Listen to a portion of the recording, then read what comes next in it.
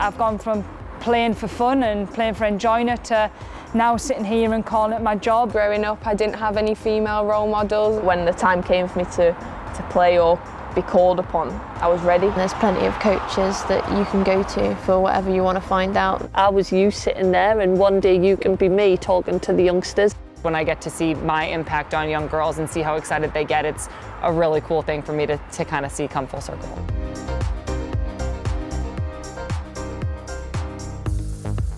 Over the course of the next 3 episodes, we'll be taking you on a journey showcasing the evolution, the continued growth and the future of women's football at Manchester City. Players and key figures from within the club will be sharing their thoughts on the journey so far, how the club continues to drive forward and what can be done to provide pathways for the next generation of professional female footballers. Our partners at City also offer an insight into how advancing gender equality requires honesty, transparency and accountability. They'll also discuss how partnering with Manchester City can help increase the visibility of women's football. The club set up the women's team back in 1988 through the Community Foundation and the good work that was going on then, and I think we were probably one of the first clubs to do it. Back in the late 80s, with a girls' academy linked to it as well, so girls from under 10 right the way through the system into first team. I started kicking a ball when I was around 4 or 5 and ended up getting scouted for Sunderland when I was like 9, 10 I think it was, and there's been so many changes within women's football. Now sitting here and calling it my job, and the women's game's come on so much over the last few years. It came to the forefront at the London 2012 Olympics when people like Steph were scoring at Wembley in front of massive 90,000 crowds, and that was probably the first time I took notice of women's football myself. There was about 80,000 people at Wembley, and I think that was a time where I was like, there's interest here where I think the game's just going to grow and grow, and I think it did from them Olympics. I think there was a significant change in how many people started coming to the games. It was back in probably 2012, 2013 when we really decided on right, what is it the next step for the women's team. Obviously we were under new ownership as a football club, and I think it was probably long overdue that we wanted to bring the club fully in-house and put them under the umbrella of Manchester City in its entirety, really. I remember Gavin at the time kind of telling us the plans and what they wanted to do, and I was just blown away by it, and yeah, from my part I had to put a lot of trust into what he was saying. It certainly lived up to all that hype. Obviously now I'm sitting here, I've been here 6 years, ultimately the chance to go and play professional football, to train every single day at facilities like this. Obviously to play for a club like Manchester City was an unbelievable opportunity. This football club's been built on providing opportunities for everyone, you know, boys, girls, men, women, those with disabilities, and having the women's team is critical. So we made that decision, and you know, the licence was accepted, our licence application was accepted, and we went on from there. Hi Carla, thank you so much for joining me. We've just heard from Gavin on the importance of bringing the women's team fully back into the CFG umbrella. Why did City choose to partner with Manchester City? Manchester City is pioneering progress for women's football. It's pushing boundaries and working to provide the best possible opportunity for all players to grow and perform, whether it's on or off the pitch. They provide equitable resources, opportunities, and facilities across both the women's and the men's team. Thinking back, it's about 15 years since I made my England debut, so yeah, it's gone back a long time, but yeah, there's been so many changes. I think now to be sitting here and say that you play full time, that would never have even been dreamed of. From the age of 26, I started getting more football training and more technical training, which I think then took me to the next level as a player. I can actually go and train as much as I can, and I don't have to go and work and fit my training around work. So for me that was a big moment, not just for me personally but for the game itself. The amount that the women's game has grown in the last 3 to 4 years is crazy, and it just shows it can keep on growing, and it is exciting to see the younger generation coming up know a pathway and know that it's possible.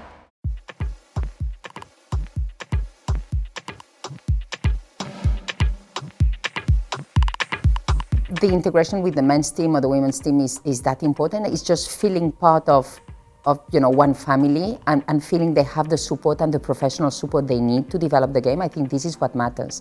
No matter if you're male or female, we want success and we want to bring medals and trophies, and we're all treated the same and given the right opportunities. We launched a campaign called Same City, Same Passion, and the objective was actually to break perceptions around the women's game, and what we said, very simply said, is it's not about men's football, it's not about women's football, it's just football. It had a tremendous impact on the reach, the engagement, the discovery as well, because we've exposed, the stories of our players, but also, the immense skills they have when they play to a lot more people. Man City are continuing to help change the perception of women's sport. What are the important issues and goals within City that you are working towards? We have set goals to increase representation for women in senior and higher paying roles across the firm globally by the end of 2021. But we know we can't do it alone, and we've got to work across industries and sectors to really move the needle. City are an important supporter of the women's team. Personally, why is this important to you? Well, like many of you, I feel deeply passionate about creating a better future for all women that come after me. In fact, I want my daughter and every young person to see themselves represented and to know the incredible power that comes with being authentically them. I want women and girls to know and to see themselves represented in positions of power in corporate America, in public office, and even on the football pitch. Just that representation of seeing women playing sports and seeing women be competitive and get dirty and want to win. It's hopefully showing young girls that they can do whatever they want. They can get angry on the field, they can be competitive, they can really want to win, and I think for them to see that is really valuable, and it might help them push themselves even more to keep wanting to become better versions of themselves. I think Buffon was a goalkeeper that was unbelievable at the time, won the World Cup, done everything. I'm lucky enough at the minute to obviously have KB, train with KB day in, day out. KB's an unbelievable goalkeeper, and I think she's led the way in England for such a long time that that's really important for me to now learn off and take her advice as much as I can, and she gives me the support that helps me perform, really, so it's nice to have that. My role model was always David Beckham growing up. I think there wasn't many females playing football, we're going back quite a few years, so it's great to see that the youngsters now do have female role models. I put soccer camps on and they've got Lucy Bronze, Steph Houghton, Karen Bardsley on the back of the shirt, and that's so great to see.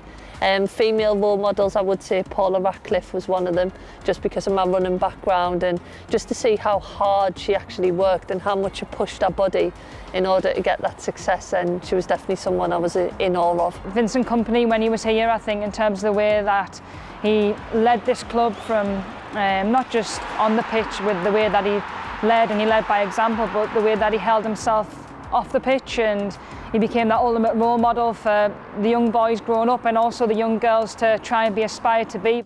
Mia Hamm was definitely my role model growing up. I also loved Michelle Akers, the whole 99 team really, and I've had the opportunity to meet some of them, and it was really special to have that kind of come full circle and to get to tell them how much they influenced me, and then sometimes just when I get to see my impact on young girls and see how excited they get, it's a really cool thing for me to kind of see come full circle.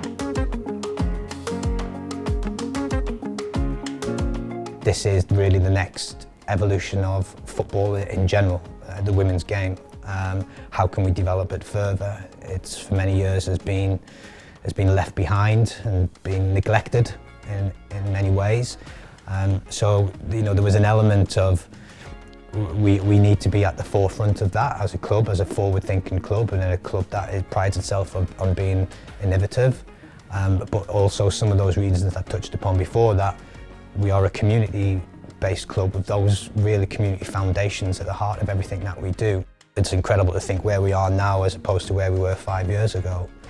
There's still a lot of work to do to get it to where we really want to. And will we ever finish that? Probably not, because it's always a continuous journey. Next episode, we'll take a look at the Barclays FA Women's Super League and hear how the facilities at the City Football Academy provide the perfect platform for success.